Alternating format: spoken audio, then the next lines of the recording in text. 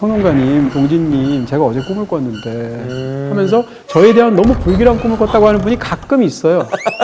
최소한 여태까지 10명 이상 있었어요. 그래서 써나오세요. 오늘 집에 머물러 달라 이렇게 쓰시는 거예요. 그럼 처음에는 약간 어떡해. 이 꿈을 꾸는 거를 정말 잘 다룬 영화가 있지 않습니까? 이 인사이드 아웃의 이 장면 자체가 뇌과학자들이 굉장히 많이 자문을 해서 참여를 했어요. 반갑습니다. 처음 뵙겠습니다. 네, 아유 반갑습니다. 아우, 평론가님 잘 지내셨죠? 아유 반갑습니다. 쿠션 세로로 세우면 좀 편합니다. 야 역시 방송 전문가는 다르시군요. 아니, 이게 또 과학적 원리가 있겠죠. 네. 배도님은 진짜 생각보다 되게 유쾌하고 개구지시네요. 뭐 제가 유쾌하다기보다 네. 과학이 유쾌합니다. 모든 걸 과학의 공으로 돌리는 거예요? 그럼요. 아니 저는 진짜 과학은 너무 어려워서 정말 저랑은 너무 다른 사람이라고 계속 생각이 들거든요. 너무 좋죠.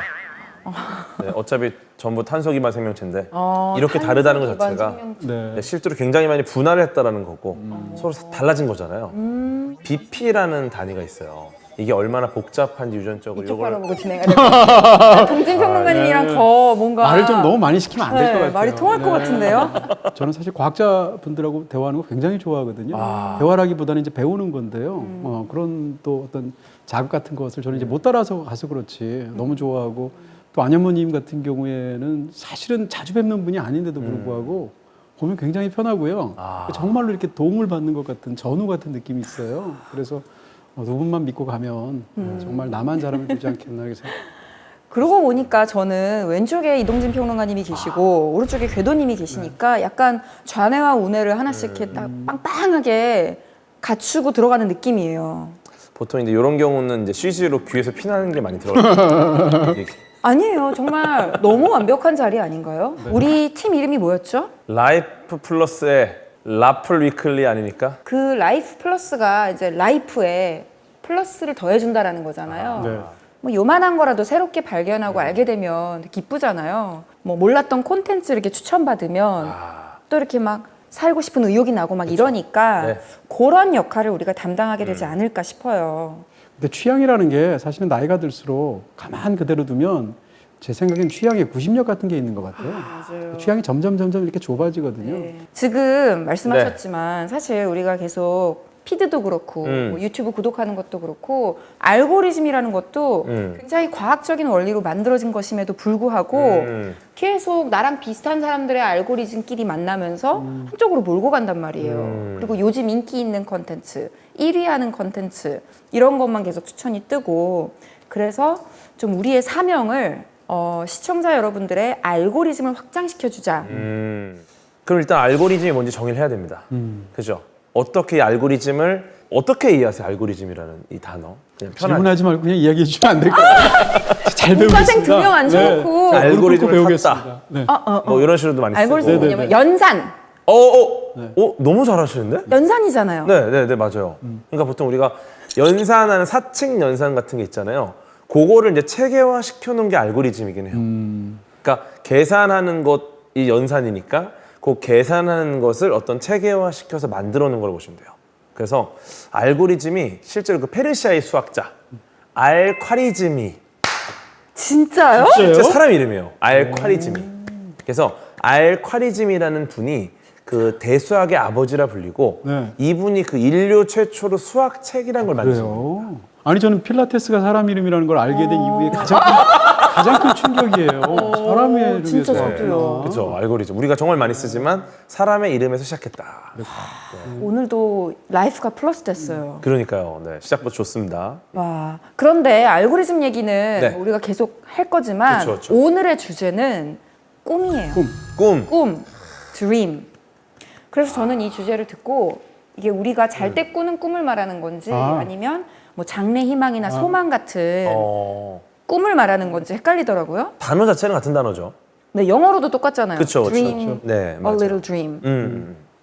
잘 때 꾸는 거랑 내가 마음속으로 간절히 바라는 거랑은 되게 다른 의미인데 왜 똑같은 단어를 쓸까?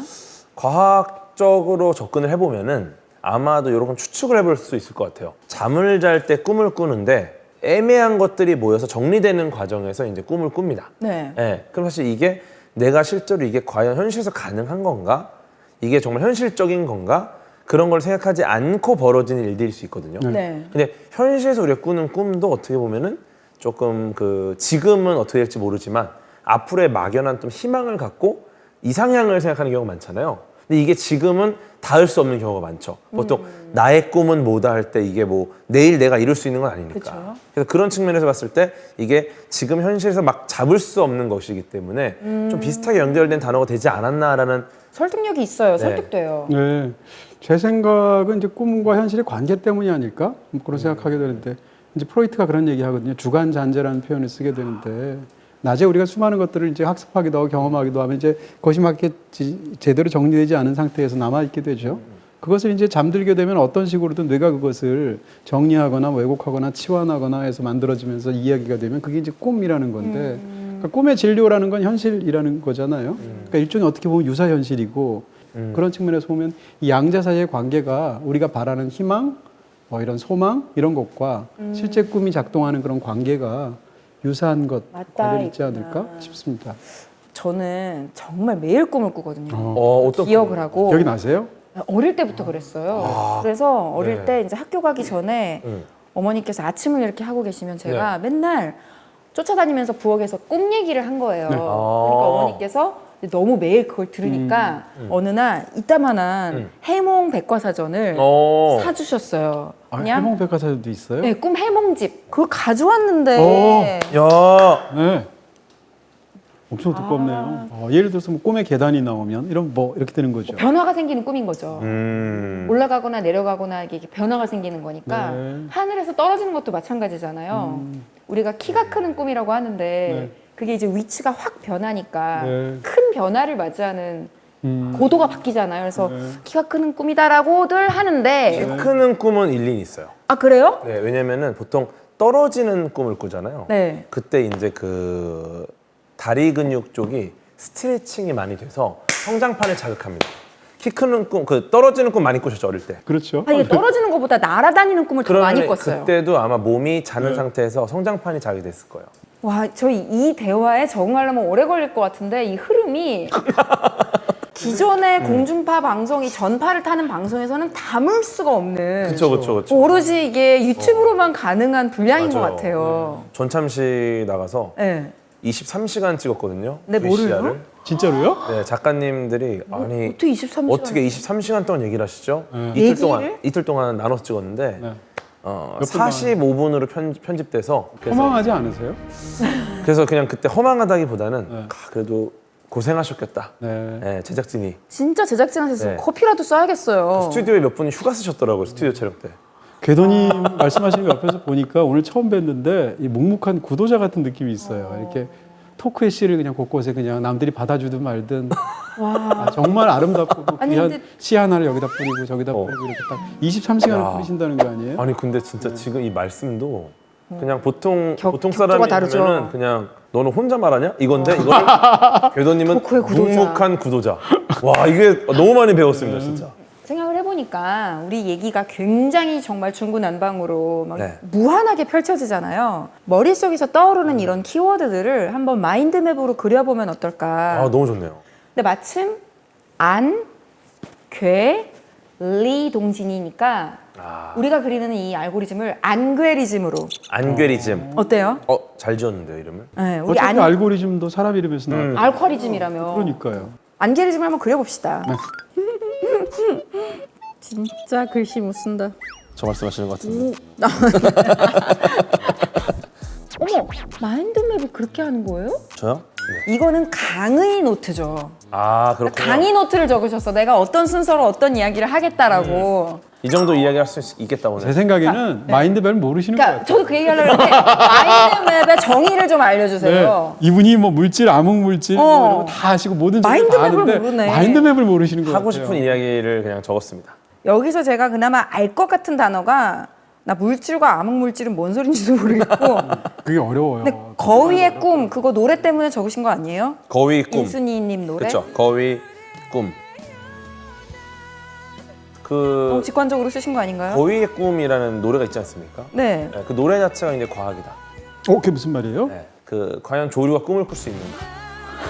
정말 생각지도 못했. 그래서 꿈을 꿔요, 안 꿔요? 새는 꿈을 꿀까요?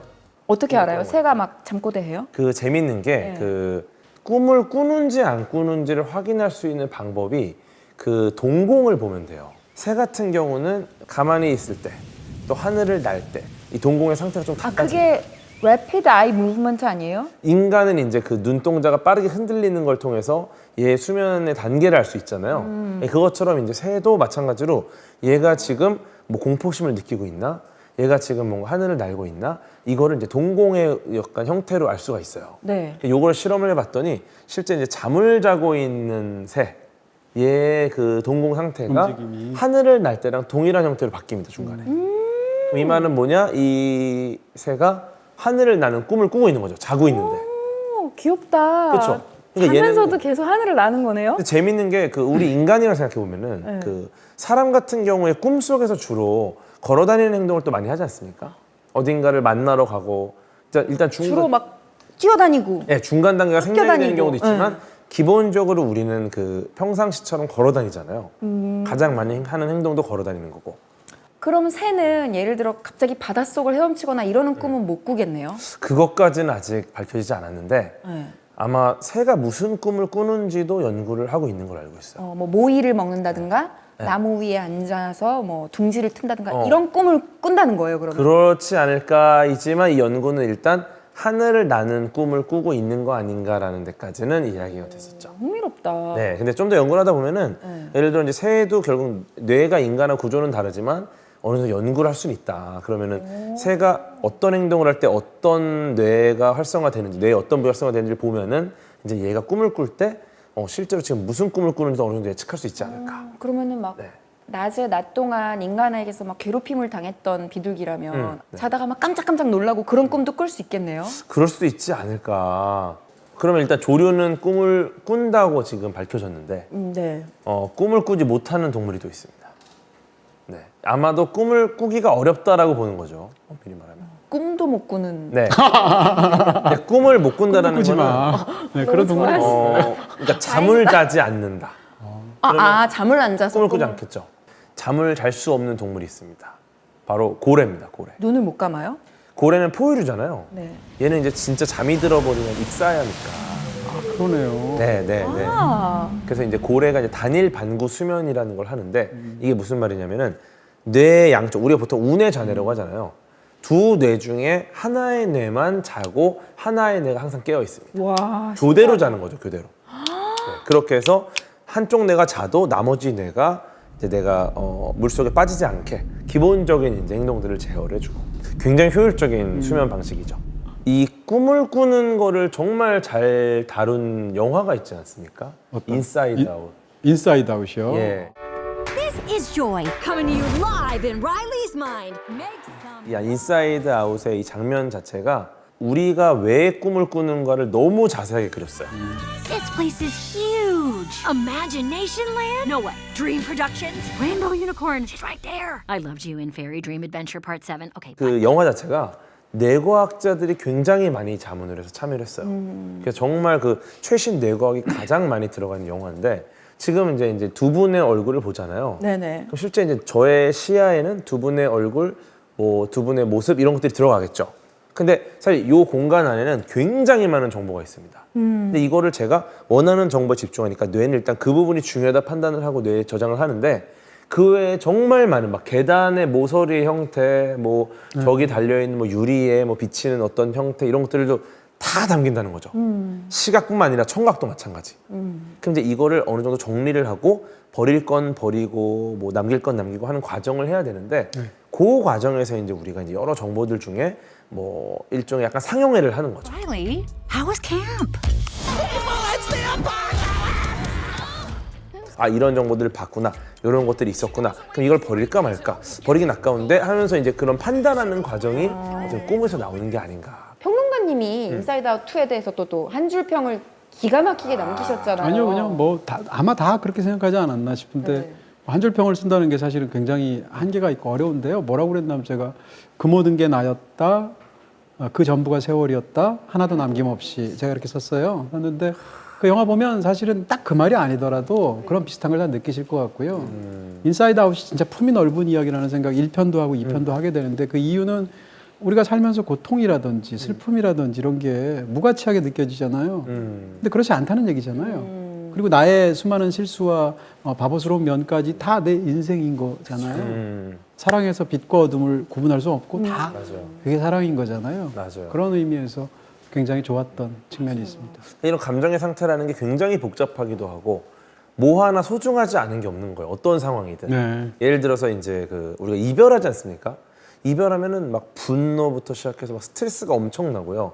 괴롭고 막 계속 떠오르고 막 이걸 막 없애려고 하고 이런 감정들. 그때 뇌 상태랑 가장 흡사한 뇌 상태가 처음 사랑에 빠졌을 때 뇌 상태. 네. 딱 누군가를 사랑하게 되면은 그때 비슷한 여러 가지 감정들이 드는 거예요. 괴롭고 막 이걸 어떻게 해야 되지? 이게 이별과 사랑의 시작이 거의 닮아 있다라는 거. 되게 재밌죠.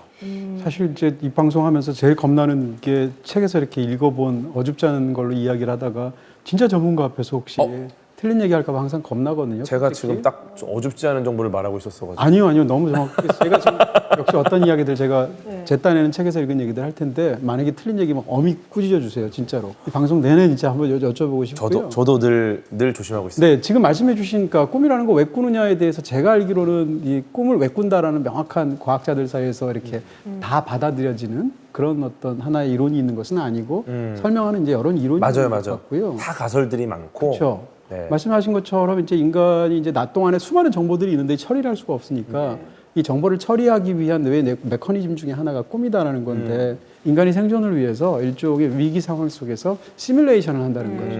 그래서 우리 걱정하는 게 꿈에 나오잖아요. 막 맨날 똑같이 뭐 수능 시험 본다던가 이런. 군대 다시 그러니까 끌려가고. 이런 얘기도 있어요. 제가 읽었던 굉장히 재밌는 그게 학교에서 얼마나 받아들여지는지 모르겠습니다. 어니스트 하튼가 이런 학자예요. 근데 그 학자가 뭐라고 얘기했냐면 굉장히 재밌는 얘기라서 뇌가 일단 정보를 받아들일 때 이 정보들이 기본적으로 뇌에 이렇게 저장되거나 다가오는 것에 대해서 부담감을 느끼고 뇌가 싫어한다는 거죠. 그러니까 약간 부대낀다는 거죠. 밀어내기. 네, 부대끼는데 꿈의 형태에서 새로 낮 동안에 들어온 정보가 있지 않습니까? 그럼 정보에서 이전에 있던 자기가 알고 있는 정보 있잖아요. 이 양자를 섞는다는 거예요. 섞어버리면 상대적으로 부담감이 덜해지잖아요. 더 익숙해지잖아요. 그 섞는 과정에서 생겨나는 게 꿈이다 이런 얘기거든요. 맞아요. 저는 그 얘기 보면서 와 너무 그럴듯하게. 되게 그럴듯하네요. 그렇죠? 그러니까 보통 이제 이런 꿈을 이야기할 때 이제 무의식이라는 표현을 많이 써요. 네. 무의식. 네. 그러니까 의식적으로 우리가 인지하는 것 말고 나머지 것들이잖아요. 근데 재밌는 게 무의식이라는 게 의식이 없다라는 거잖아요. 네. 재밌는 게 의식이 없는 상태는 아니에요. 네, 무의식이 의식이 없는 게 아니라 우리가 인지할 수 없는 의식이 있는 거죠. 그러니까 지금 말씀하신 것처럼 내가 이거를 망각하려는 정보인가 근데 다시 나온다라는 거는 그 정보를 내가 망각하려는 정보가 아니라 내가 어떻게 인지하든지 간에 무의식 안에서는 주요 정보일 수 있는 거죠. 잠재 의식인가요? 잠재의식은 또 조금 다를 것 달라요? 같은데 그러니까 무의식은 우리가 이거를 통제할 수는 없어요. 이 안에서 어떤 식으로 돌아가는지 우리가 굉장히 알 수 없는 부분이고 근데 이게 우리의 의식보다 훨씬 더 많은 영역에 좀 속해 있을 수 있다라고 보는 분들도 많이 계시고 네, 약간 빙산의 일각처럼 근데 이런저런 가설들 지금 말씀하신 것들을 굉장히 시각적으로 잘 표현한 게 딱 인사이드 아웃인 것 같아요. 네 맞아요. 그 잡기역들을 구슬에 다 넣어가지고 처리해버리잖아요. 네. 저 멀리다가 던져가지고 쌓아놓는데 결국 시간이 흐르면서 점점 저편으로 그쵸. 어두운 곳으로 떨어지면서 없어지잖아요. 맞아요. 또 사라지는 기억을 막 사라지게 하지 않으려고 막 노력하는 것들도 있고 근데 이게 통제가 되지 않아요. 왜냐면 의식이 아니기 때문에. 네. 마치 우리가 그 자율신경 같은 거 못 움직이는 맞아요, 것처럼. 맞아요. 수익은 불수익은 우리가 움직일 수 없는 근육을 불수익은이라고 그러잖아요. 심장 박동을 멈출 수 없지 않습니까? 그러니까. 그거랑 비슷한 거죠. 참 근데 그 꿈이 뭐 왜인지를 우리가 원리를 잘 설명할 수는 없지만 꿈에서 되게 많은 걸 얻기도 하는 것 같아요. 내가 무의식 중에 이런 걸 걱정하고 있구나. 맞아요. 내가 이런 걸 두려워하고 있구나. 혹은 내가 이걸 바라는구나. 어쩔 때는 영감을 얻기도 하고요. 그렇죠. 그런 사례가 굉장히 많아요. 저는 이게 굉장히 신비하다고 생각하고 저는 사실 꿈이 무의미하다고 생각하지 않거든요. 그런 면에서 이런 이야기들 좋아하기도 하는데 이런 얘기로 제일 유명한 얘기는 사실은 폴 맥카트니 얘기예요. 워낙 유명한 얘기예요. 폴 맥카트니가 어느 날 이제 1963년도 이 정도쯤에 이제 꿈을 꾼 거죠. 꿈을 꾸었는데 꿈속에서 너무 멋진 멜로디를 들은 거예요. 그래서 나왔는데 꿈을 깼는데 꿈이 멜로디가 너무 아름답고 생생해서 잠에서 깼는데도 불구하고 멜로디가 흥얼흥얼 그대로 다 되는 네네. 거예요. 그래서 아, 내가 이 노래를 옛날에 어디서 들은 노래구나, 유명한 노래겠지라고 했는데 들어본 적이 없는 것 같기도 하고, 그래서 친구들 만나거나 멤버 만날 때마다 그 음악을 불러줘요. 우와. 불러주는데 너 이 노래 들어봤지? 하고 이렇게 얘기해요. 그러면 상대방이 아니 처음 듣는데? 계속 한동안 물어보고 다녔다는 거 아니에요? 세상에 그 노래가 없는 걸 알게 됐어요. 그럼 내가 꿈에서 작곡했단 말이야? 그 노래가 예스터데이예요. 네. 아. 그래서 그 예스터데이라는 영화도 나왔잖아요. 그렇죠. 이 모티브를 가지고 네. 거기서도 비슷한 장면이 나오는데 Oh, I believe in yesterday. When did you write that? I didn't write it. Paul McCartney wrote it. The Beatles. 폴 맥카트니 이런 경우 많아요. 레디비도 그렇거든요. 레디비를 작곡할 때 이제 그때가 비틀스가 해산 직전이고 비틀스 멤버들끼리 사이가 너무 안 좋고 또 약간 약물 중독 같은 게 있어가지고 폴 맥카트니가 몸도 안 좋았어요. 그런 상황에서 어머니 몇 년 전에 돌아가셨고 또 꿈을 꾸고 있는데 혼돈한 가운데 꿈속에서 어머니가 나타나신 거예요. 그래서 레디비라고 말을 했어요. 어머니가. 그래서 꿈을 깼어요. 깬 다음에 아 어머니. 그래서 거기서 마더 메리라는 표현이 나오죠. 그게 성모 마리아가 아니고 엄마 메리예요. When I find myself in times of trouble, Mother Mary comes. 그게 정말 네. 전혀 존재하지 않던 멜로디가 떠올랐다기보다는 계속 평소에 그렇죠. 그러던 그 비슷한 멜로디나 뭐 박자나 이런 거를 그렇죠. 많이 생각을 했겠죠. 그게 이제 영화 트와일라이트 원작 소설이 있잖아요. 그 소설가도 꿈속에서 벌판이 있는데 굉장히 환한 꽃밭 같은 풀밭 같은 데다가 뱀파이어랑 소녀가 같이 이렇게 다 환담하고 있는 굉장히 아름다운 풍경을 봤대요. 그래서 쓴 소설이 트와일라이트거든요. 근데 이게 어떻게 가능한가를 생각해 보면 트와일라이트를 쓴 작가가 예스터데이를 작곡하지는 않거든요, 꿈에서. 그렇죠. 폴 맥카트니가 트와일라이트 소설을 쓰지는 않거든요. 갑자기. 그렇죠. 평상시에 생각을 계속 하다가 보면 꿈속에서 그게 그대로 되고 네. 과학에서도 그런 사례 있지 않나요? 그렇죠. 그러니까 워낙에 몰입을 하다 보니까 이제 이거를 본인이 이 해결을 했을 수 있는데 인지를 못한 거예요. 예를 들어 이제 어떤 화학자가 그 벤젠고리 모양을 맞아요. 만들려고 하는데 어떻게도 이 모양이 안정적으로 안 나오는 거예요. 그러다 어느 날 꿈에서 이제 뱀이 꼬리를 계속 따라가는 그 모양을 보고 벤젠고리 모양을 만들어내고 그게 이제 지금의 딱 그 모양으로 만들어졌죠. 그게 화콜레라는 화학자인데 어떻게 화합을 결합을 해도 구조를 상상할 수가 없는 거예요. 케쿨레 입장에서 19세기니까. 근데 이 사람이 꿈을 꾸게 되는데 너무 신기하게도 꿈속에서 탄소 원자 6개랑 수소 원자 6개가 이렇게 고리 같은 이렇게 뱀처럼 이렇게 흐물흐물 다녔다는 거 아니에요? 그러다가 그 뱀이 고개를 돌려서 머리로 자기 꼬리를 문 거예요. 그러니까 원형이 이렇게 생겨버리잖아요. 그걸 신화학에서는 이제 우로보로스라고 하는데 자기 꼬리를 물고 돌아가는 뱀. 우로보로스 형상이 딱 되는 순간 꿈속에서 아 이거다라고 생각하게 되고 깨고 나서 벤젠의 그 육각형 고리를 하거든요. 근데 그 동료학자가 뭐라고 그러냐면 이것은 성경에 나오는 요셉이 파라오의 꿈을 해석한 이후로 인류 역사에서 가장 중요한 꿈이다. 이렇게 말한 적이 있어요. 이럴 정도로 어떻게 생각하면 과학자는 과학자 방식대로, 그렇죠. 폴 맥카트니는 폴 맥카대로, 작가는 작가대로 다 꿈속에서 이런 엄청난 창의적인 일을 한다니까 너무 신기하잖아요. 그렇죠. 그래서 그 형사님들이 계속 그 범인을 잡으려고 하다 보면 그렇죠. 형사님들 사이에서는 네. 네가 정말 간절히 원하면 꿈에 나올 거라고 그걸 믿으세요. 근데 그게 정말로 미신처럼 뭐 꿈에서 누군가가 이렇게 전지전능한 사람이 알려줬다기보다는 그렇죠. 하도 생각을 많이 하니까 그게 조합이 되면서 실마리가 꿈에서 보이는 것 같아요. 창의성이라는 것 자체가 네. 어디서 오는가? 그 예전에 그 인공지능의 아버지 혹시 구글 알파고를 만든 데미스 어사비스라는 분이 계세요. 근데 이분이 창의성에 굉장히 꽂혀 있습니다. 네. 왜냐면은 인간과 인공지능을 구분하는 유일한 그 특별한 점이 바로 창의성이 아닌가. 그래서 이분이 이제 연구를 하는데 그 우리의 뇌에서 창의적인 활동을 할 때 발현되는 어떤 그 구역이 있을 것이다. 네. 그게 아마 굉장히 독특할 것이다. 라고 했는데 결국은 창의적인 행동을 할 때 딱 발현되는 그 구역이 그 기억을 저장하는 곳이었어요. 이 말은 뭐냐면은 우리는 완전히 새로운 걸 떠올린 것 같지만 그게 결국 내 머릿속에 있던 거예요, 그냥. 그렇죠. 백지에서 나오는 게 아니라는 거죠. 이거를 어떻게 연결시키느냐로 맞아. 이제 구현이 된 거다 보니까 뭐 예를 들어 뭐 누가 꿈에서 알려줬다, 뭔가를 봤다, 이거 자체가 결국 내 뇌에서 일어난 일입니다. 어딘가에서 끄집어 온 네, 거죠. 그러니까 아마도 내 뇌에서 있던 여러 생각들이 정리되면서 어떤 거는 아예 말도 안 되면 정말 말도 안 되면 연결이 안 돼요. 근데 일부 말이 되는 부분이 연결이 되면서 네. 떠오르는 순간 꿈에서 누군가 이걸 나에게 전해준 것 같은 현상이 있는 거죠.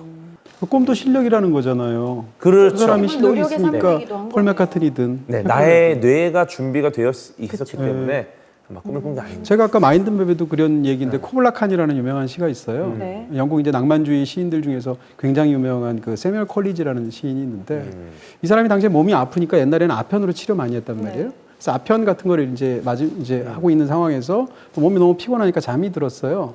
잠들기 직전에 이 사람이 뭘 했냐면 책을 봤거든요. 책에서 이제 쿠빌라이 칸의 궁전에 대해서 묘사한 책을 봐요. 쿠빌라이 칸은 이제 징기스칸 손자. 네. 그래서 궁전이 와 대단하구나 이렇게 꿈을 꿨어요. 꿈을 꿨는데 꿈속에서 그 장대한 꿈을 직접 본 거예요. 네. 근데 거기에 너무 경탄을 해서 꿈에서 자기가 장시를 읊어요. 꿈에서 시를 그대로 다 읊었다니까요, 자기가. 그 잠이 깼어요. 예스터데이처럼요. 그렇죠. 근데 이게 더 대단할 수 있어요. 왜냐면 장시거든요. 네. 그래서 깨자마자 그냥 이 사람은 시를 쓴 게 아니고 받아 적은 거예요. 꿈에서 자기가 다 불러주는 했으니까. 그래서 쿠블라칸이 200행이 넘는 시를 막 쓰기 시작합니다. 미친 듯이. 손이 막 못 따라갈 정도로 빠른 속도로 쓰거든요. 그런데 하필이면 중간에 친구가 놀러 왔어요. 놀러 왔는데 얘가 고민을 해요. 이 쿨리지가.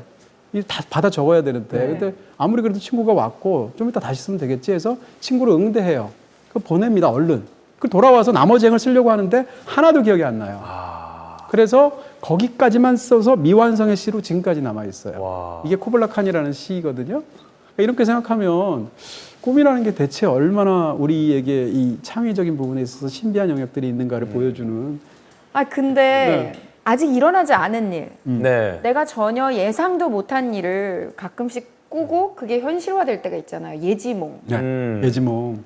이거 아무도 안 믿을 수 있지만 어렸을 때 그 미녀와 야수 애니메이션 미녀와 막 좋아하고 이런 어렸을 때 거기에 이렇게 궁전에 계단이 굉장히 멋진 계단이 있잖아요. 그런 계단을 제가 이렇게 오르는데 갑자기 발밑에서 계단이 와르르 무너지는 꿈을 꿨어요. 근데 그날 이제 아침에 성수대교가 붕괴했다는 뉴스가 나오는 거예요. 당일이었어요? 네. 원래 이런 좀 국가적인 대재앙을 앞두고 다수의 국민들이 예지몽을 꾸기도 한다. 뭐 샌프란시스코 대지진 때도 많은 국민들이 꿨고 9.11 사태 때도 비슷한 꿈을 많이 꿨다 그래서 이게 약간 우리의 무의식이 서로 연결돼서 집단적 무의식이라는 게 만들어낸 꿈이라고 하더라고요. 이거 어떻게 설명할 수 있어요? 아, 이건 과학적으로 접근하기가 쉽지 않은 게 과학적이다라는 걸 먼저 정의를 해야 돼요. 데이터가 많아야 되는 건가요? 과학적이라는 말은 인과관계가 명확하다라는 겁니다. 근데 예를 들어서 예지몽이라는 거는 네. 내가 뇌 속에서 꿈을 꾸는 것과 실제 현실에서 뭔가 일어나는 거는 인과관계는 없어요. 확률적으로 보는 거죠. 예를 들어서 뭐 무너지는 꿈을 꾸는 거는 일어날 수 있는 일입니다.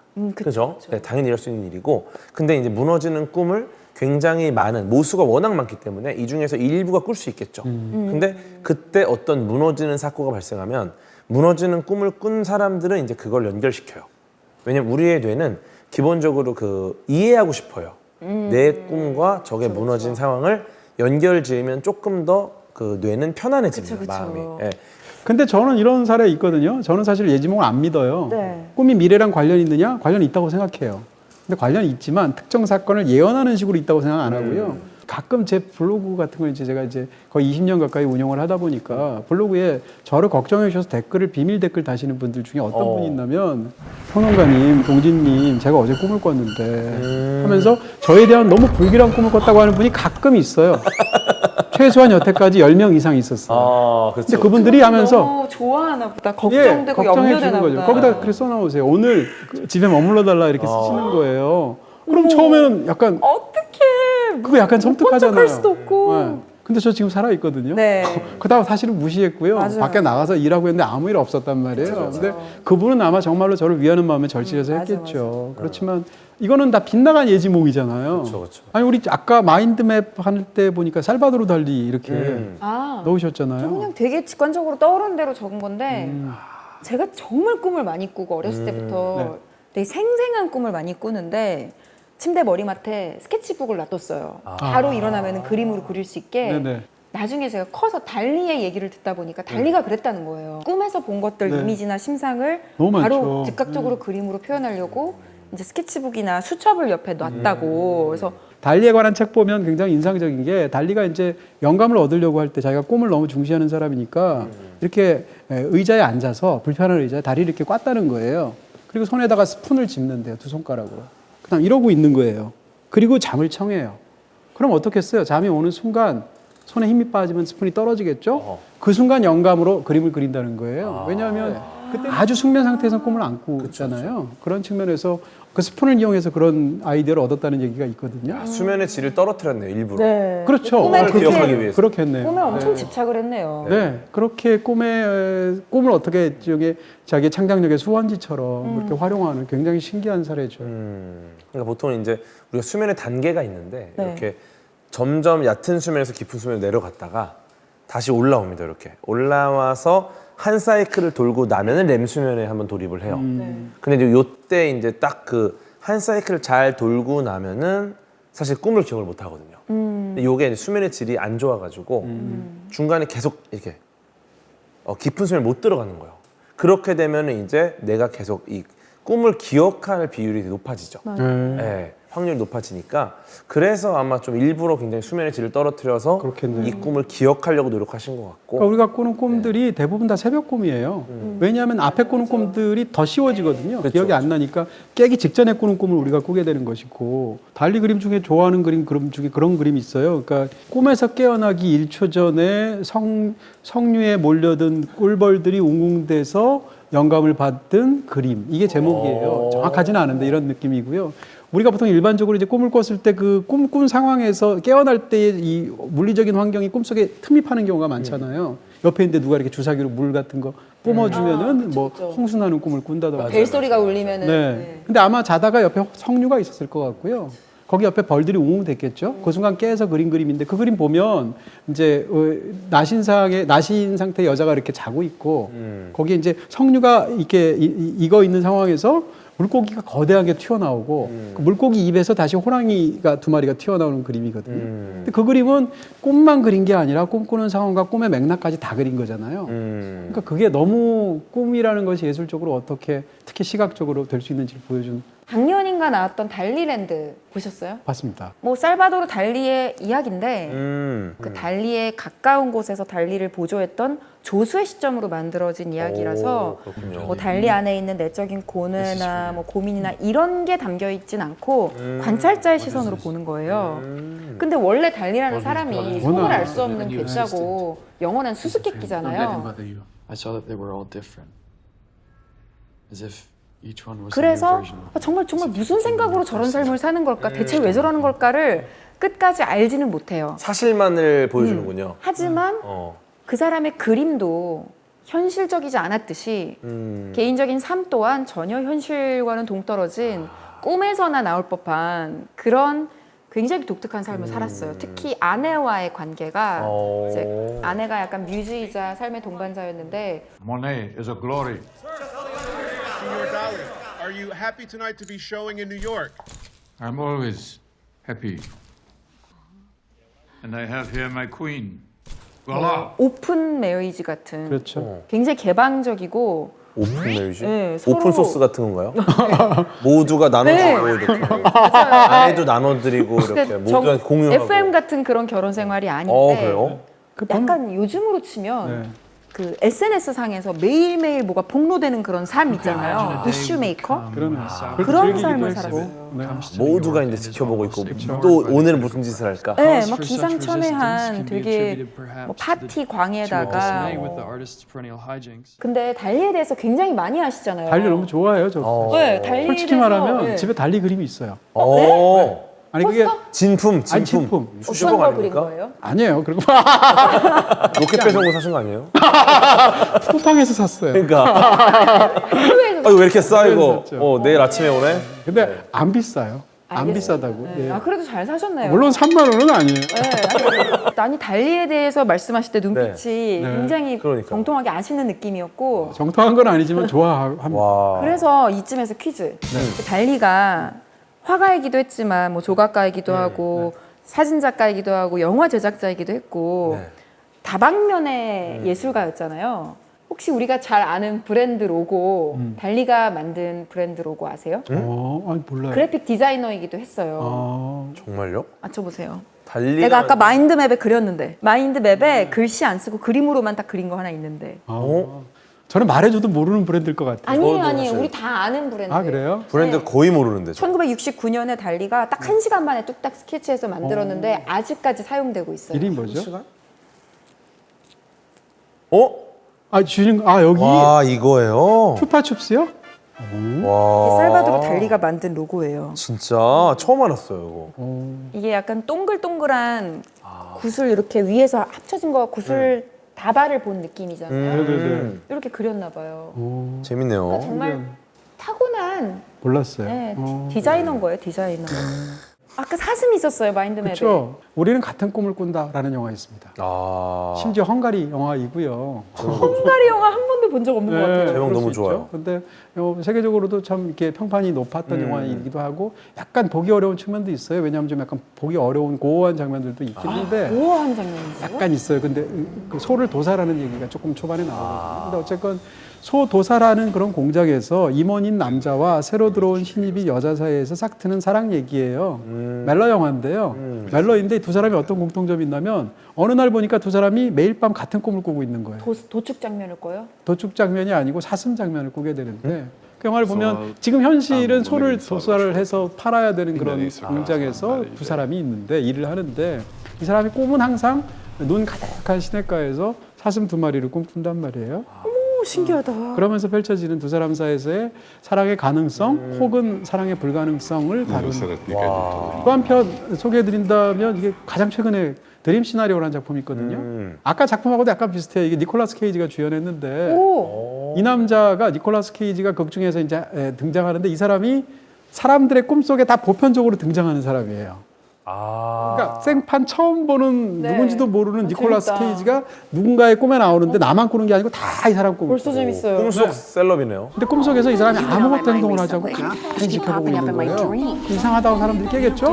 현실에서 학교에 수업을 들어가는데 교수님으로 들어와. 이런 거거든요. 근데 이 사람이 어느 순간부터 꿈속에서 어떤 이상한 행동들을 하게 되고 You know, fame can come with some less desirable side effects. You should be prepared for that. 그 때문에 자기는 하지도 않은 행동이고 남의 꿈인데도 불구하고 현실에서 타격을 받는 얘기예요. 그러면서 우리 뭐 캔슬 컬처 얘기하잖아요. 예. 그런 걸 이제 굉장히 중요한 주제로 다루고 있는 굉장히 흥미로운 작품입니다. 재밌다. 되게 독특한 재밌어요. 아이디어네요. 네. 지금 우리가 이야기한 이런 작품들을 어떤 분들에게 추천하고 싶은지 좀 뭐 완전 생각해 볼 수 그냥 있을까요? 뭐 얼마든지 그냥 조금 전에 드렸던 드림 시나리오는 정의의 도끼질을 막 시작하려는 당신에게. 뭐 마녀 사냥 같은 거예요? 그렇죠. 본인은 정의롭다고 생각해서 그 정의롭지 않은 누군가를 지탄한다는 의미로 보통 온라인에서 굉장히 많이 하잖아요. 그렇죠, 그렇죠. 근데 그게 과연 정의의 발로일까? 사회 정의를 구현하려고 하는 행동처럼 보이는 거를 하죠. 그렇죠. 하는 제가 건 많죠. 최근에 읽은 책 중에 정의 중독이라는 책이 있는데 이 사회가 정의에 중독된 거죠. 근데 그게 과연 정의일까? 이런 얘기고요. 그러면은 뭐 저는 달리랜드 같은 경우는 예술가의 실화를 좋아하는 분들에게 전기 영화 좋아하시는 분들 많아요. 네, 네, 뭐 특히 예술가. 실화를 바탕으로 한 이야기를 좋아하시는 분들에게는 추천할 만한 것 같아요. 그럼 저는 이제 인사이드 아웃을 나의 내면을 조금 떨어져서 보고 싶은 분들에게. 네, 왜냐면은 그 굉장히 많은 어려움이 있는 분들이 많아요. 사는 과정에서. 근데 이제 이거를 내가 문제인가? 내가 뭘 잘못했나? 이런 분들이 많이 계세요. 이게 우울증으로 좀 많이 이어집니다. 그러니까 나의 내면을 떨어져서 다시 보면은 사실상 나의 잘못보다는 외부의 여러 환경들이 많거든요. 그래서 나의 좀 내면을 더 사랑하기 위해서 나의 내면을 좀 더 떨어져서 보면 어떨까? 네, 그런 분들이 좀 보시면 좀 위로가 되지 않을까 싶습니다. 와, 우리 라플 위클리 첫 번째 녹화 어느덧 다 한 것 같아요. 준비된 건 어떠셨어요? 너무 즐거웠고요. 다른 한편으로는 야 이거 어떻게 편집해? 이런 생각이 들기도 하고. 궤도님은요? 저는 뭐 사실 너무 많이 배우는 자리였습니다. 그래요? 네, 명불허전으로 정말 사실 만나서 대화를 하면은 제가 정말 많이 배울 수 있지 않을까라는 생각을 했는데 두 분께 정말 많이 배웠던 것 같아요. 저희야말로 많이 배웠죠. 네. 아니 저는 우리가 추천을 한 컨텐츠도 있지만 이것 자체가 굉장히 훌륭한 컨텐츠겠다라는 생각을 감히 해봤습니다. 네. 그러니까요. 야, 이게 시리즈라는 게 너무 흥미진진하네요. 그 라이프 플러스 트라이브 앱 까셨어요? 다운로드 하셨어요? 오늘 하려고요. 저희 라이프 플러스 트라이브 앱에 들어가셔서 저희가 소개해드린 콘텐츠 중에서 기대되거나 마음에 드는 콘텐츠가 있다면 투표해주세요. 저희 프로그램도 대화하는 느낌인데 또 시청자분들하고도 대화하는 느낌으로. 야, 대화가 더 풍성해지겠네요. 네, 우리 마인드맵에다가 이렇게 이어서 시청자 여러분들도 같이 마인드맵을 그려봐도 재밌겠네요. 오늘 알차게 정말 꽉꽉 넘치도록 채웠던 시간 모두 수고하셨고요. 네. 다음 주에 더 놀랍고 재미난 주제로 인사드리도록 하겠습니다. 감사합니다. 고맙습니다. 수고하셨습니다. 고맙습니다. 수고 많으셨습니다.